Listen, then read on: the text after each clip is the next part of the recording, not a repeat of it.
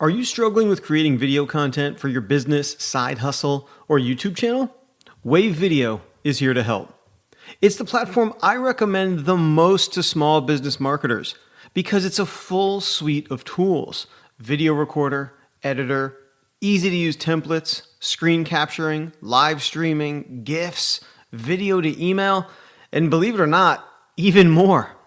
With Wave Video, you can easily create professional-looking videos for your website, social media, or ad campaigns in just minutes.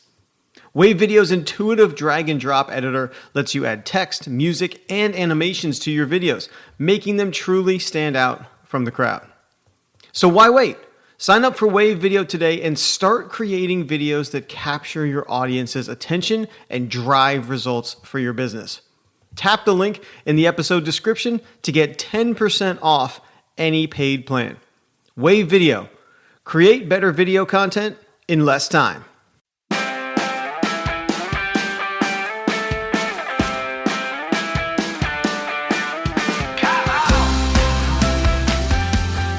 Welcome to the Marketing Clarity Podcast, the show that just ate a peanut butter and jelly sandwich way too fast and kind of has a tummy ache, but it's okay. I'm going to get through it. On this episode, it's another Hot Takes with Kayla. This is the show where I celebrate the great tweetingness that is Kayla Naab. Here she is. That's right. So if you don't know Yes, in the flesh. I'm excited about this one. Yeah. If you don't know Kayla, I don't know what you've been doing. I don't know what's going on in your life, but it's the pits. So I want to encourage you to hop on over, as you see, at Kayla Naab. But I'll also put it up on the screen here. Give her a follow. Follow her at Kayla Naab on the Twitter. Because here's the thing. I clearly am on the Twitter. That's where we are right now. I'm here. Ross Hero. You can follow me too if you like. Yes. I don't have a tenth of the skill that Kayla has. She's a tweeter extraordinaire, except I will say I'm not very happy with my weekend word that you just gave me. But you don't like being classic? I don't know. I mean, I guess classic works for me. I mean, if someone were to describe me, I don't know if classic, but I'll make it work. I see. You have a classic weekend, and you know what? That could be good. It's very open. Is it classic to me? Is it classic in the sense? Am I, okay. Well, I'm going to circle back with you on Monday, and I'm going to let you know how classic my weekend was. Nice. Okay. So in this show, I cherry pick usually 3 tweets from Kayla's feed, and we chat about them. So the first one, it seems fitting. I always forget it's this way. It seems fitting. Are you circling back or being circled back with? Okay, so here's the thing. I want to know which are you? Great question. Okay, so this is an early January tweet, right, where everybody started this barrage of complaining about their inbox. And then me, I'm the circle back person, right? I'm in the email streets trying to get people to meet with me and start business engagements. And so I actually tweeted, it's a little bit of a subtweet about all of the people complaining about all of the stuff in their inbox, because to me, those just look like opportunities. I don't know what we're complaining about. I think it's a 9-to-5 thing. I think it's a 9-to-5er thing and not a founder thing. 100%. I am a 100% circler back. Yeah. I have in my career, I've probably needed to be circled back with maybe 5 times.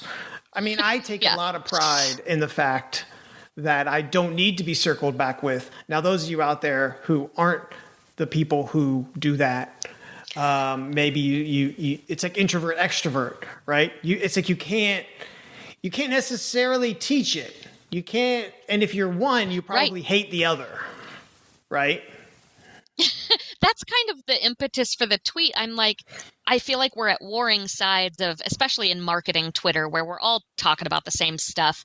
But for me, I'm thinking, God, is everyone I'm about to circle back with going to be completely sick of me for being in their inbox in the first week of January, right? So it put a damper on my excitement for the month. And so I was wondering how many people, are doing the same dance I'm doing. But I don't know if it's unabashedly, because it's not like when I am doing the circling back that I don't recognize I'm doing it. But then I also chalk this up to the people I have to follow up with. The reason I'm following up with them is I think more often than not because they've just forgotten about me. It's not necessarily that they're dodging me, although I could be misreading that completely. No. I mean, I'm nice. Right. You never know. But I think, yeah. I've been in those streets before with the tricycle group and everything. I think for me, it's like there's going to be some people that are irritated by the follow-up, but I'm hoping to reach the people that are excited to have the help that they said they wanted in December, now that we're kicking off an entirely new quarter. I'm equally irritated that you haven't followed up with me. To be like, that's just there you go.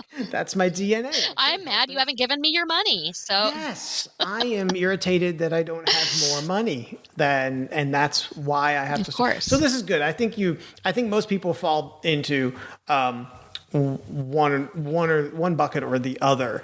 I know there's any bajillion amount of tools out there. I particularly love. I use Spark for my email, and they have the feature where you can set yourself a reminder, or you could do a send later. So, you send that email in December. It's like, oh yeah, I'll circle back with you, mid-January. And then you set the reminder to be like, pop this email back in my inbox on mid-January. So I have tools to help me be the circler. But I've done it without said. This is not sponsored by Spark. No. This show is sponsored by Mountain Dew, as we established last show. You get a blast of dew because this show is so hot. Probably never will be. We're probably going to get a cease and desist. Probably. Mountain Dew from PepsiCo. If you don't stop making our brand uncool, we're going to be very upset. So, which would hurt my heart.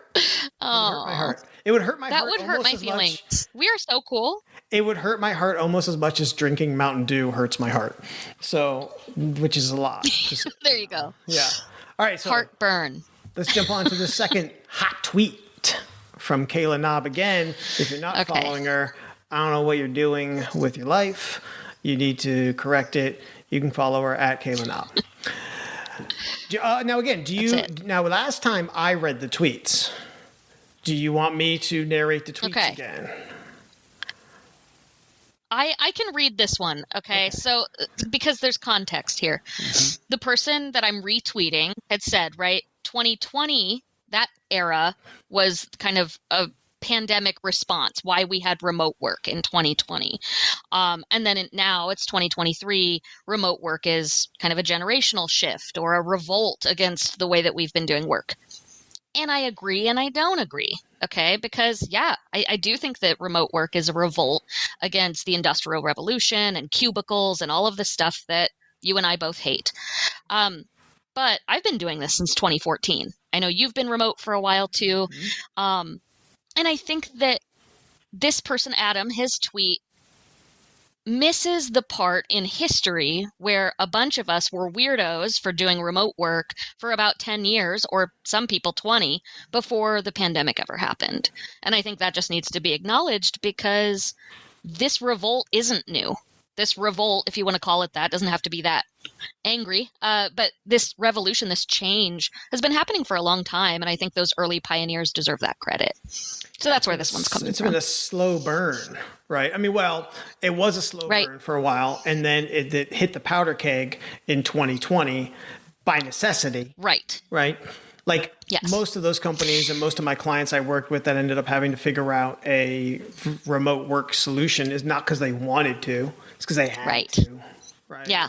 And a lot of them are trying to back out of it. You see a lot of companies trying to go right back to their roots and their business and their lease on this big fancy office. And that's fine. I'm not debating everybody on remote work. I'm personally a big advocate of it. But my bigger thing here is, I think 2020 opened a door for us, but I think it also was a misunderstanding of what remote work can look and feel like, right? Because a lot of these companies had to patch it together. They didn't have a strategy. They didn't have a process. And they thought it was going to be 2 weeks, and then it was 2 years, and now here we are. And so I think a lot of people are experiencing the wrong kind of remote work. It's not a good experience. Their managers didn't set up. Well, I think also, like I've said it before, I'll say it again. It's hard because I live in such a gray space on this. I have worked remote full remote since pandemic hit. And then I would go to my clients before that here and there.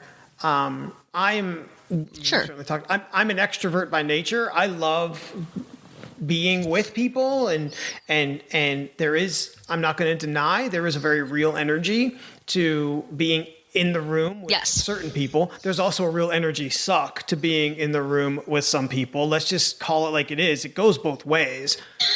I love. Yes, it does.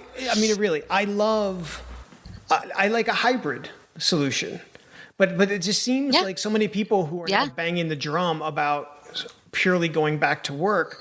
It's just because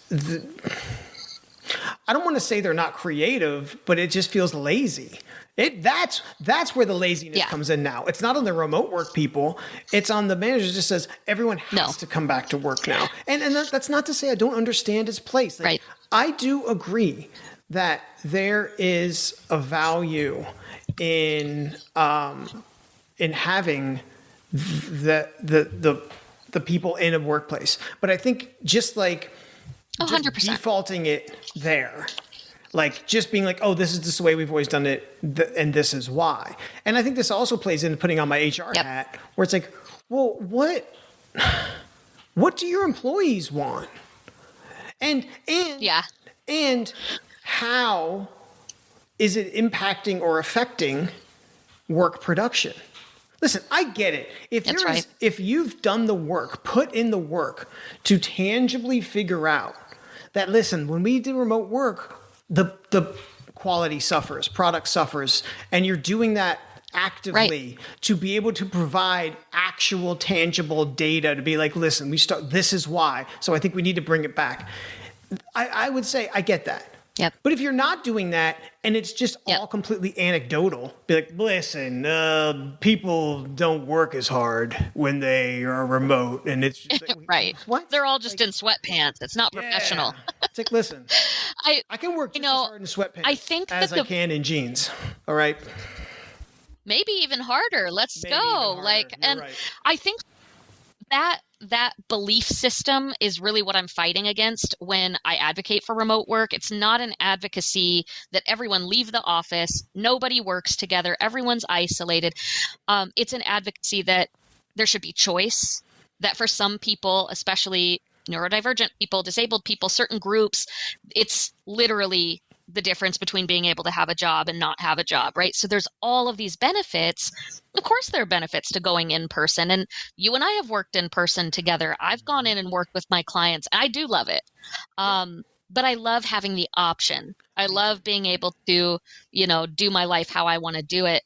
And I think that this was just kind of myopic to see remote work as starting in 2020. Not so much a refutation of Adam's tweet, but just adding context that some of us have been doing this a long time. Totally. All right. That was hot. That tweet was hot. Got me hot under the collar. Yeah. Because I was like, that's right. With this, listen, I maybe have a unique perspective because I have spent part of my career in HR, or I spent part of my career. Then I went into, marketing. So I don't know. I just feel like, just like you said, it's so myopic and so short to be like, oh, we just spent 3 years, 4 years, almost entirely virtual, right? And remote. Yeah. And then all of a sudden to be like, well, it didn't work. It's like, well, I mean, No. that's not true. That's a lie, So, okay. Right. And I think as a final thought on this one too, that the best takeaway is really that companies should be considering what's best for their team, like you said, and then kind of making a plan for how do we roll out good remote work? How do we roll out good in-office work? How can we Totally. improve our environment as well? Yeah. I mean, So I there's a think lot when of opportunity here to change the you conversation. Yeah, when you come at it from a place of we want to do what is best for our employees, but I do understand. Listen, I'm not pie in the sky like dreamer. You run a business. Yeah. I get it. But I just,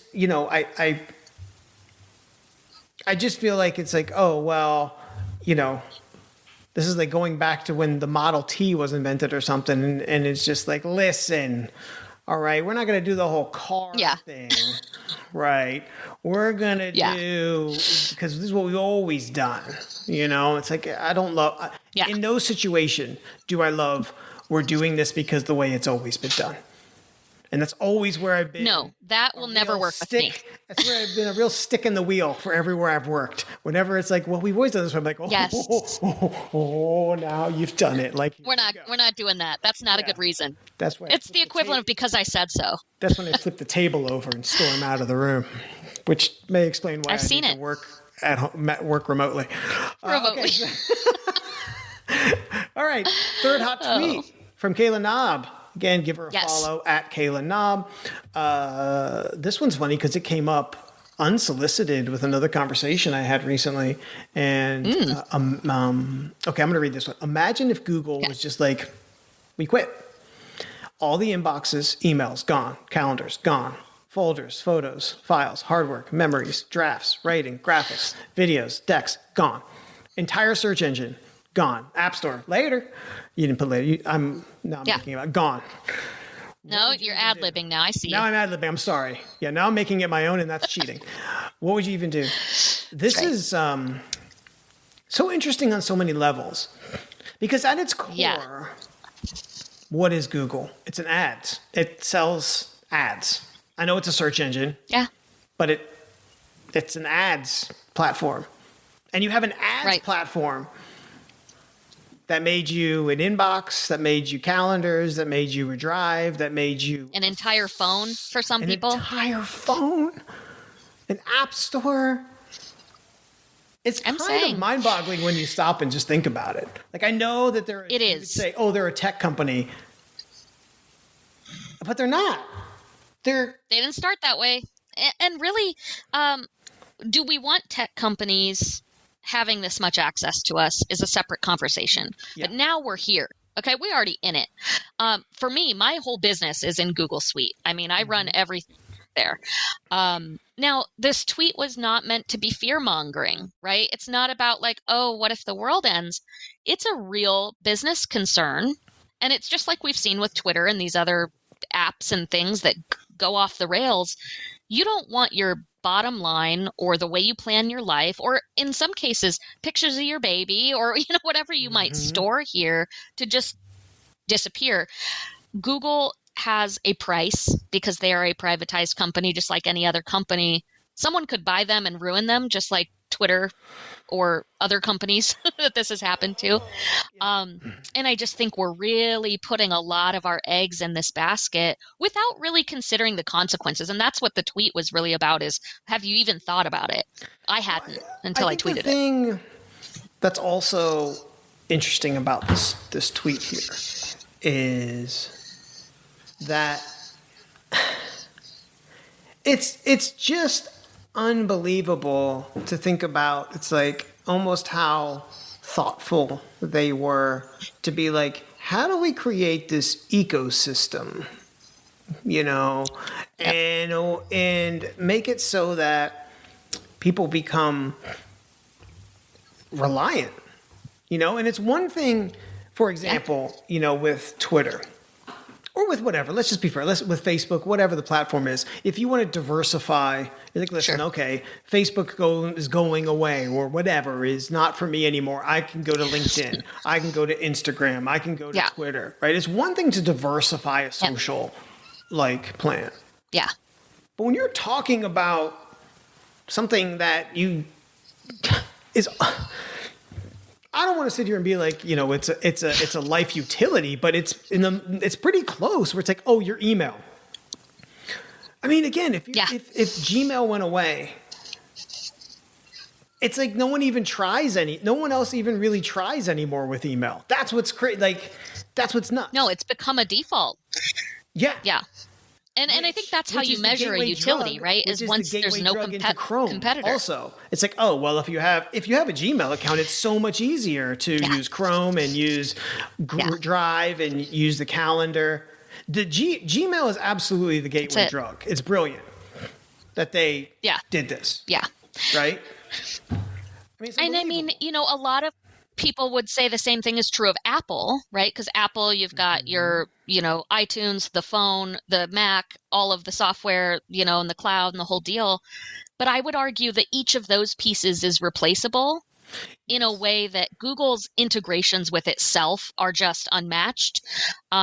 And Google integrates seamlessly with everything else. It's your single sign-on to most things for most people.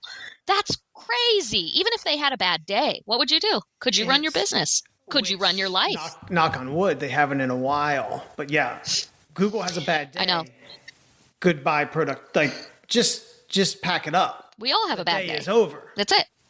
Right? I mean, it's just, it's crazy. I don't even know what my meetings are then. Like, I wouldn't even know where I need to be and when. I have an iPhone, but I use almost all Google apps. But I would never get a Google phone. That's what's weird. Like, I like the iPhone ecosphere, but I use Google Calendar. I use Gmail. I use, I use Drive. I use Photos. I mean, could you imagine losing this guy? Oh, look at him. He's in his chair. Can you imagine? Look at him. Look at his face. No. Absolutely not. You need to back up those photos. That's what you need to do. I know. With the backup photos. I know. But my backup's Google Photos. What am I supposed to do if it goes away? Panic. Right. I'm going to panic. I'm going to panic. Cry. Freak out. But I think this is a good... What was interesting... These replies were so interesting, too. I mean, so they're not on the screen, but if you go to this tweet, if you're watching this, the replies were really interesting. A lot of people were super defensive. I'd be fine. I have other stuff. I know how to do this. I'm not worried. Great. But there were a lot of people that were like, oh, I'd be so screwed. My life would be over.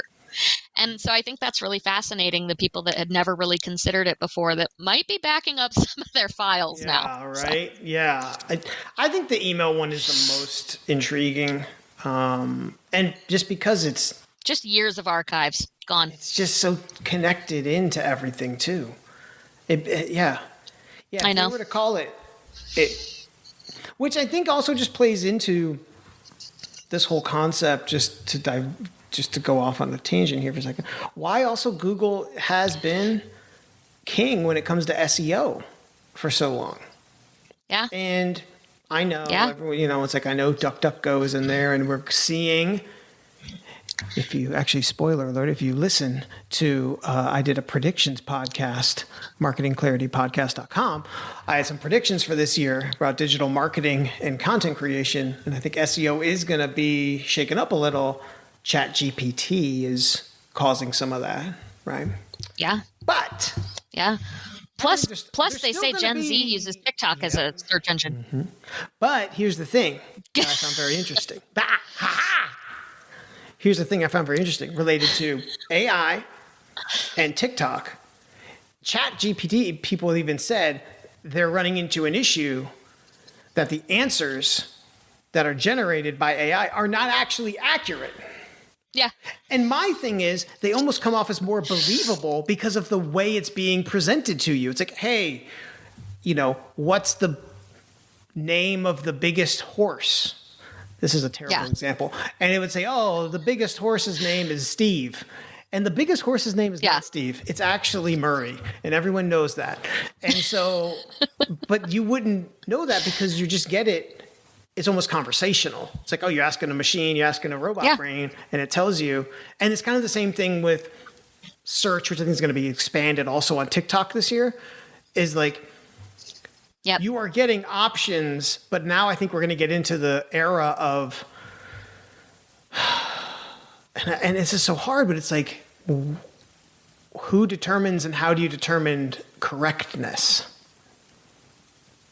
Yeah. That's a sticky, I know. scary spot.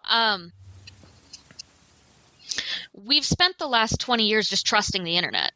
And obviously we were stupid for that for a really long time. I think there's a new wave of media literacy coming through. I think it's being taught differently to younger people, which is good. But it leaves us in the lurch when we don't have fact checkers on absolutely everything. Yeah. So 100%. Yeah. Be your own fact checker, I guess. Be your own fact checker. That's good, but that's also scary for some people. Have you met some people? I've met some people. I've met most people. I've met enough people. I've met enough people. We're good. You're all good. Yeah, We're all period. good. That's the you're statement. All done. You're good. You're good. You have all the friends you need. But she doesn't have all the followers she needs. So please, guys, take a second, hop on over, follow her, Kayla Naab. That was hot takes this month. You had some good ones.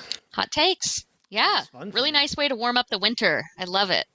Some of us are cold. Me too, but I don't have nearly as many hot takes. I have medium to lukewarm takes. I'm at Ross Hero. He retweets mine.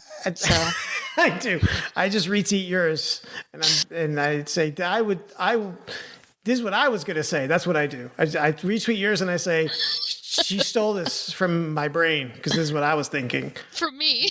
People are like, yeah, man, he's good. He must be so smart because, man, those tweets are great. And she's just stealing them from him. And that's so mean. That's so mean that she does that. Yeah. So I get a bad rep. You really do, but you deserve it. So at Kayla Naab, for those of you listening, I've said it a bunch of times, but it's KaylaNaab. And of course, links will be in the description. And you can find more hot takes and other podcasts about digital marketing and content creation. All of it available. Marketing Clarity Podcast. And I'll see you, Kayla, and I'll see our friends, our viewers next month for another episode of Hot Takes. And is there anything else you'd like to say before we get out of here? No, follow me, come hang out. Let us know what we should talk about next month. That's true. That's true. You have a voice. Kind of. That's it. It's like democracy. You have a voice. Kind of. I'm mostly my own electoral We are the electoral college. That's true. That's right. That's right. There you go. All right, everyone. Have a great day. Thanks, Kayla, again. Bye.